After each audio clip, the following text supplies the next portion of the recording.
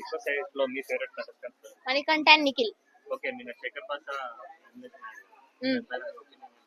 మంచి ఒపీనియన్ ఉంది, మంచి పని అయింది, వెళ్ళి చాలా మంచి జరిగింది ఇంటికి. చాలా ఎంటర్టైన్. ఇప్పుడు ఆయన వెళ్ళిపోవడం వల్ల ఇంట్లో ఇప్పుడు చూడండి ఒక్కొక్కరు ఎంత మంచిగా ఆడతారు గేమ్.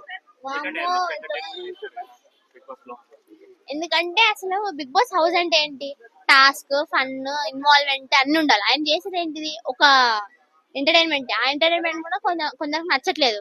అది మీలో ఎవరికన్నా కావచ్చు, నేనన్నా కావచ్చు, హౌస్ లో ఎవరికన్నా కావచ్చు.